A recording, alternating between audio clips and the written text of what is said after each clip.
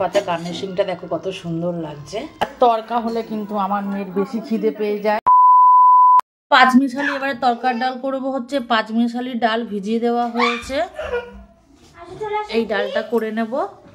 বাড়িতে তরকা দিয়ে ডাল খাই, এবার তরকার ডাল খাই, এবার দেখে নিয়ে যে পাঁচমিশালি ডাল দিয়ে খেতে তরকাটা কেমন লাগে, তাই জন্য চলো করে নেবো আর তোমাদের প্রসেসটা দেখিয়ে দেবো। এটা নতুন যেহেতু আমিও কোনোদিন করিনি, এটাও ফার্স্ট টাইম আমার জন্য।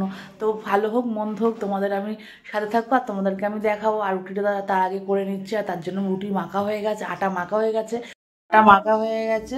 এই যে চা খাওয়ার বাসন, এতগুলো চায়ের বাসন পড়েছে। আর এই যে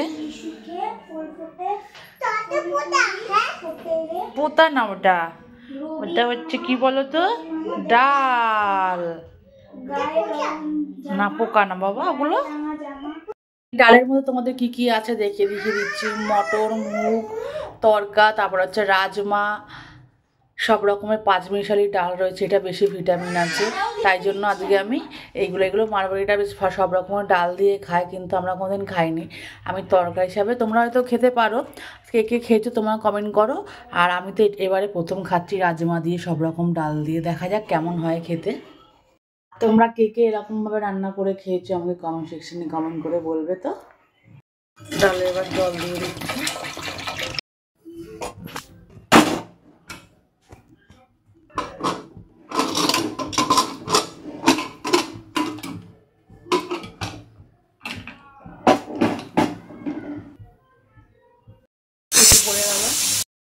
কোথায় যাচ্ছিস তুই?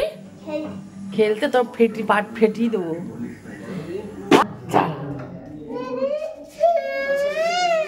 ডালটা আমার সিদ্ধ হয়ে গেছে, এবার আমি কড়াইটা বসিয়ে দিয়েছি, চলো গ্যাসটা জ্বালিয়ে নেওয়া যাক। আর আমার মশলাটা কষানো হয়ে আছে, পেঁয়াজ আদা রসুন পেস্ট দিয়ে কষাটা করে নিয়েছিলাম, তারপর কষানো আমার কমপ্লিট।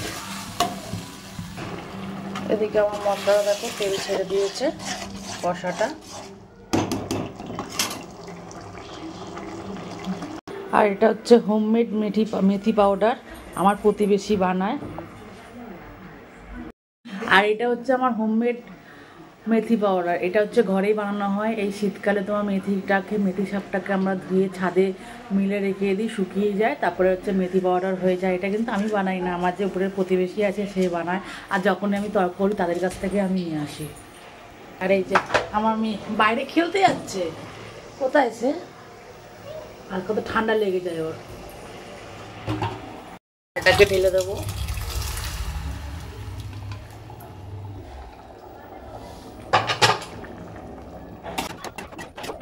তারপরে দিয়ে দেবো হচ্ছে তরকা মশলাটা, চলো মিক্স করে নিই। বেরিয়েছে, এবার দিয়ে দেবো হচ্ছে ডিমগুলো।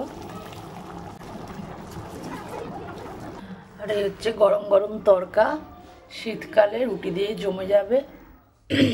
ওপর দিয়ে ছড়িয়ে দেবো হচ্ছে খালি ঘি, দারুণ লাগছে দেখতে। ডিম ছড়িয়ে দিয়েছি, এরপর একটু ধনেপাতা দিয়ে ঘি দিয়ে গার্নিশিং করে দেবো। তারপর দিয়ে দেবো হচ্ছে এই কাসুরি মেথি বা মেথি পাউডার যেটা বললো,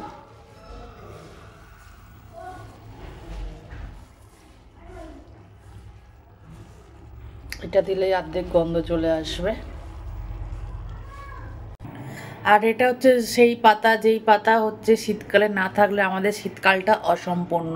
চলো দিয়ে দিই তোমার তরকার মধ্যে, আর দিয়ে দিলাম হচ্ছে ধনেপাতা। গার্নিশিংটা দেখো কত সুন্দর লাগছে, কমেন্ট বক্সে কমেন্ট করে জানাবে। আর সেই পাড়ার মোড়ে সেই বিখ্যাত তরকা তোমার এখন ঘরে, ইজি প্রসেস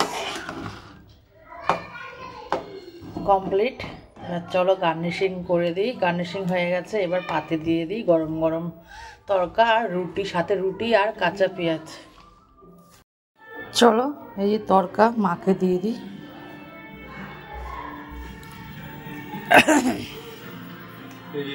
চামচ দিই না, চামচ দিচ্ছি, চলো চামচটা দিয়ে আসি।